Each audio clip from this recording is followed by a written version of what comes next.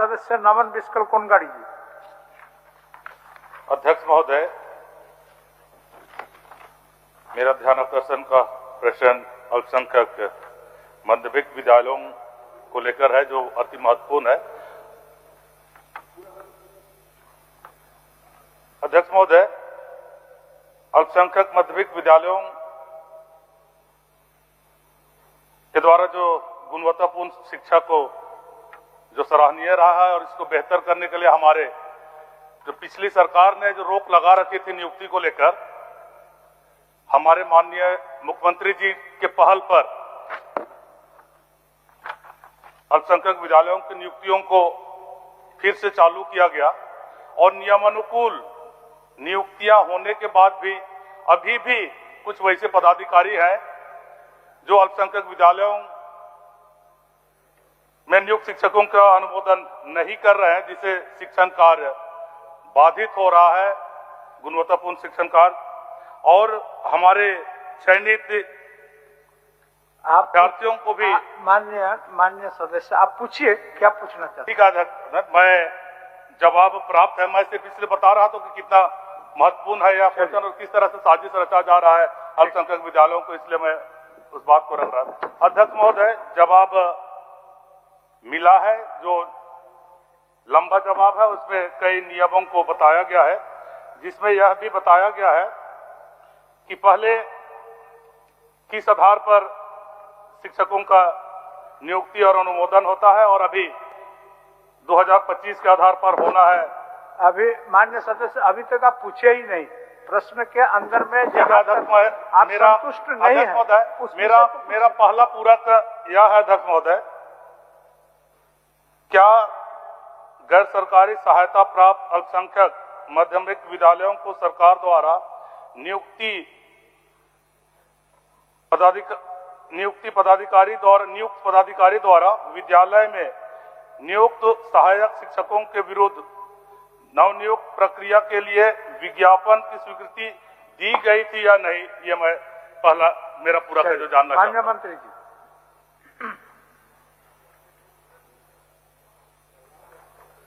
मान्यवर, ये बड़ा विस्तृत विषय है। माननीय सदस्य ने एक गंभीर विषय को ध्यान आकर्षण के माध्यम से सदन के पटल पर रखा है। मान्यवर, बहुत सारी विसंगतियां प्रतिवेदित हुई और विभाग ऐसी कार्रवाई करना चाहता है, ऐसा एक एसओपी बनाना चाहता है जिसमें इन दावों पर सवाल न उठ सकें और अल्पसंख्यक विद्यालयों का झारखंड की शिक्षा में योगदान को हम लोग भी नहीं नकारते हैं। हम भी ये मानते हैं कि सुदूरवर्ती ग्रामीण अंचलों में अल्पसंख्यक विद्यालयों ने शिक्षा के क्षेत्र में जो काम किया है, निश्चित रूप से उनकी सराहना भी की जानी चाहिए। लेकिन विभिन्न जो न्यायालयों के द्वारा जो न्यायाधीश पारित किए गए हैं, उन न्यायाधीशों ने कहीं न कहीं इस बात के लिए बाध्य किया है कि एक सुस्पष्ट नियमावली बनाकर सरकार सारी चीजों को फिक्स करे कि इसके बाद इसमें और कोई विसंगति ना उठे। जहां तक अल्पसंख्यक विद्यालयों के शिक्षकों के चयन के अधिकार की बात है, तो सरकार उस अधिकार को अक्षुण्ण भी रखना चाहती है, लेकिन कानून के दायरे में।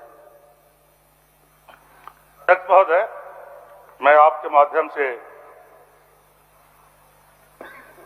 बताना चाहूंगा कि जो अल्पसंख्यक माध्यमिक विद्यालय में जो नियुक्तियां हुई थी वो पहले के नियम के अनुसार हुई थी, और जब तक नया नियम सरकार नहीं बनाती है माध्यमिक विद्यालयों के लिए, अल्पसंख्यक माध्यमिक विद्यालयों के लिए, तब तक उन्हीं पुराने नियमों के तहत उनका अनुमोदन क्या सरकार करना चाहती है, ये मैं जानना चाहता हूं। माननीय मंत्री जी। मान्यवर, हाल के दिनों में विभिन्न न्यायाधीश आए हैं जो समरूप सदृश हैं और निश्चित रूप से सरकार को भी यह प्रतीत होता है कि नियमावली का गठन अंतिम चरण में है। बहुत जल्दी इसका समाधान हम लोग कर लेंगे और हम ये उम्मीद करते हैं कि नियमावली के गठन के उपरांत इन विसंगतियों को बहुत कम समय के अंदर में हम लोग पूरा कर लेंगे। ठीक है कोंगाड़ी जी। नहीं अध्यक्ष महोदय, चूंकि माध्यमिक विद्यालय जो अल्पसंख्यक माध्यमिक विद्यालय नियमानुकूल नियुक्ति के तहत विभाग से परामर्श लेकर और नियुक्ति चयनित किए हुए 2-3 वर्ष हो गए। जो सरकार का जवाब आया है जिसमें न्यायाधीशों का जो जजमेंट है उसमें मैं देख रहा था, उसमें समय सीमा का भी निर्धारण था। अध्यक्ष महोदय, मैं सरकार से जानना चाहता हूं कि माध्यमिक जो अल्पसंख्यक माध्यमिक विद्यालयों के जो अनुमोदन के लिए विभाग में आया है निदेशक के यहाँ, तो निदेशक के यहाँ कितने समय सीमा के अंतराल में उसे अनुमोदन देना है या देना था पहले नियम के अनुसार? क्योंकि यह बहुत पुराना मामला है, 2-3 साल का मामला है, और ये जो नया नियमावली आया है या तो 2025 में आया है, तो पहले नियम के अनुसार समय सीमा क्या था अनुमोदन करने का, इसे बता दें अध्यक्ष महोदय। माननीय मंत्री। माननीय अध्यक्ष महोदय, अल्पसंख्यक विद्यालयों को अपने यहाँ पर विज्ञापन प्रकाशित करने, शिक्षकों के चयन करने के संबंध में अधिकार जरूर दिए गए हैं, लेकिन ऑनरेबल सुप्रीम कोर्ट ये कहता है कि अधिकार अक्षुण्ण नहीं है। इन अधिकारों पर उनके अनुमोदन के लिए उनको विभाग से अनुमोदन प्राप्त करना होगा। अनुमोदन प्राप्त करने की प्रक्रिया में यदि विद्यालयों के शिक्षक चयन की प्रक्रिया में किसी विसंगति की सूचना प्राप्त होती है तो विभाग उसकी भी जांच कराता है कि सारी विहित प्रक्रियाओं का अनुपालन करते हुए इस शिक्षक की नियुक्ति की अनुशंसा संबंधित विद्यालय के द्वारा की गई है। थोड़ा समय व्यतीत हुआ है, मैं इस बात से सहमत हूं, लेकिन मैं आपके माध्यम से माननीय सदस्य को यह आश्वस्त करना चाहूंगा कि बहुत जल्दी इसका निराकरण करने की दिशा में हम लोग बढ़ चुके हैं।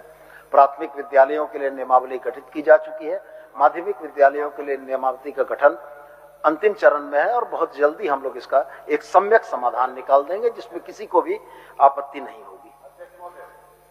हाँ बोलिए। माननीय मंत्री जी ने चूंकि उच्च न्यायालय और सर्वोच्च न्यायालय का हवाला भी दिए हैं, जो सरकार का उत्तर में भी इंकित है। महोदय, मैं सिर्फ इतना ही पूरक जानना चाहता हूं महोदय कि क्या ये जो है आपका एक्ट 1981 की धारा 18(3)B के दूसरे पैरा में जो अंकित है महोदय, चूंकि सरकार का उत्तर आया तो मैं पूरा डिटेल्स नहीं जा रहा हूं, इस उपधारा के अधीन किसी शिक्षक के नियुक्ति में सहमति देते समय बोर्ड केवल इस बात की जांच करेगी कि प्रस्तावित नियुक्ति राज्य सरकार द्वारा निर्धारित योग्यता नियमावली में निर्धारित प्रक्रिया के अनुरूप है या नहीं। अन्य बात में पढ़ने अथवा प्रस्ताव के औचित्य पर उनको विचार करने का अधिकार नहीं है। ये क्या है महोदय? ये बिहार शिक्षा नीति का एक उपधारा है महोदय। केवल मैं सरकार से इतना जानना चाहता हूं कि क्या इस अधिनियम को विलोपित किया गया है? अगर विलोपित किया गया है तो इसको कब विलोपित किया है महोदय? ये जो जवाब जो आया है महोदय, ध्यानाकर्षण का जो जवाब आया है, क्योंकि इसमें न्यायालय का जिक्र है, राज्य में तो इस प्रकार का कोई निर्देश नहीं आया है महोदय। तो अधिकारी अगर महोदय दूसरे राज्य का जो निर्णय है किसी एक पर्टिकुलर कोई विद्यालय का, उसको अगर हमको थोपने का प्रयास करे तो हमको तो लग रहा है कि तब तो ये दुर्भावना से प्रेरित होकर हमको लग रहा है कि भाई इनको किसी भी प्रकार से डैमेज करिए या किसी भी प्रकार से इनको प्रताड़ित करिए। क्योंकि महोदय नियम अनुकूल ही 150 शिक्षकों की नियुक्ति हुई और जिसको आज वेतन नहीं दिया जा रहा है महोदय, तो इस महंगाई में वो अपने बाल बच्चे का परवरिश कैसे कर रहे होंगे, उसका कैसे चल रहा होगा। तो महोदय मेरा शिक्षण कार्य भी बाधित हो रहा है महोदय। मेरा सिर्फ क्योंकि वो बहाली जो है वो नियमानुकूल है, तो केवल मंत्री जी इतना ही बता दे कि क्या उस नियमावली को विलोपित किया गया है, और अगर विलोपित नहीं किया गया है तो क्या सरकार इस नियम जो पूर्व के नियमन है उसके आधार से इसको पुनः लागू कराते हुए उनको वेतन देने का काम करेगी? यही मैं जानना चाहता हूं। मान्यवर, बिहार की जिस उपधारा का उल्लेख उन्होंने किया,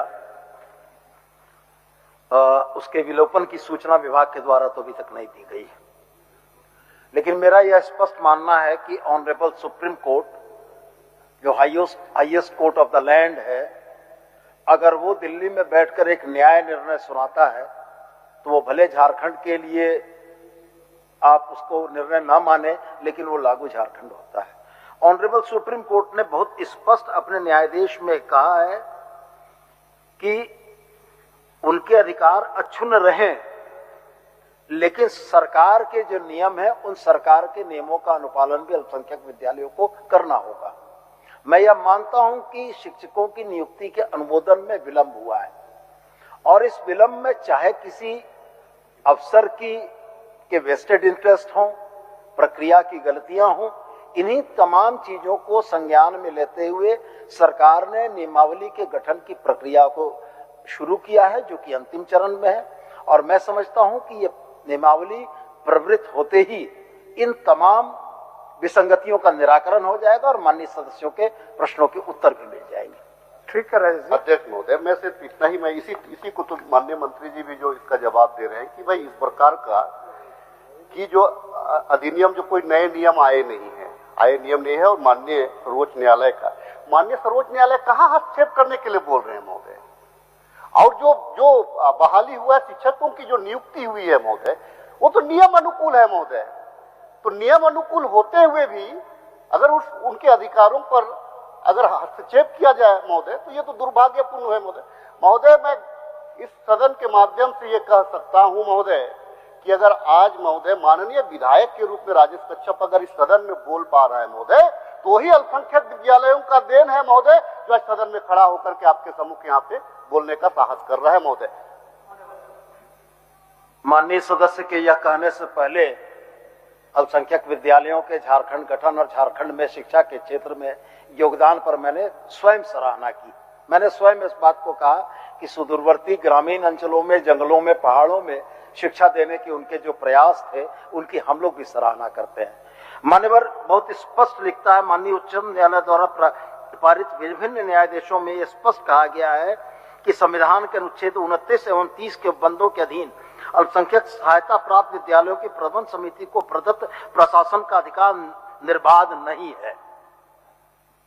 लेकिन मैं पुनः दोहरा के कहता हूं कि हम इस बहस में, इस तर्क और वितर्क में न जाते हुए एक सम्यक दृष्टि अपनाते हुए आपके माध्यम से उनको यह आश्वस्त करना चाहते हैं कि नियमावली का गठन अंतिम चरण में है और नियमावली प्रवृत्त होगी तो उसमें तमाम इन दावों और वादों के ऊपर एक एसओपी निश्चित बनेगी कि अल्पसंख्यक विद्यालयों ने यदि किसी शिक्षक के नियुक्ति का प्रस्ताव किया है तो विभाग को उसको कितने दिनों के अंदर में स्वीकृति प्रदान करनी है। तो मैं बस आग्रह करूंगा कि वो थोड़ा सा इंतजार करें। चलिए, अब हो गया कोंगारी जी, हम इस प्रश्न को स्थगित कर देते हैं। चलिए, एक प्रश्न में अगर पूरा टाइम ले लीजिएगा तो वैसा होता है। अब बाकी लोगों का भी प्रश्न है, उसका ध्यान रखिए। एक प्रश्न में समाप्त होगा तो नहीं, पूछ लीजिए। चलिए पूछिए।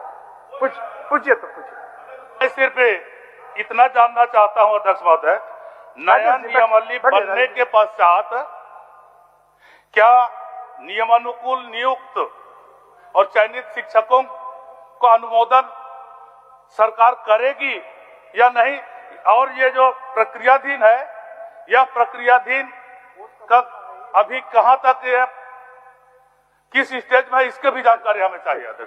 चलिए माननीय सदस्य, मैं तो हस्ताक्षरी नहीं हूँ, आप हस्ताक्षरी नहीं है, केवल स्पष्ट कर रहा हूँ अध्यक्ष महोदय कि माननीय मंत्री जी कह रहे कि नई नियमावली बनेगी। अगर नियमावली अब के बहाली के प्रतिकूल हो जाए, ये इनके मन में यह जिज्ञासा है, अगर प्रतिकूल हो गया तो फिर इस पर कोई प्रभाव पड़ेगा कि मेरा होगा कि नहीं, इतना ही जानना है इनको। माननीय मंत्री जी महोदय, जो उनकी दो पूरक आए या दो जिज्ञासाएं आई, मैं स्पष्ट उनसे यह कहना चाहूंगा कि जब मैं सदन में कह रहा हूं कि अंतिम चरण में है तो बहुत जल्दी हो जाना है। नियमावली का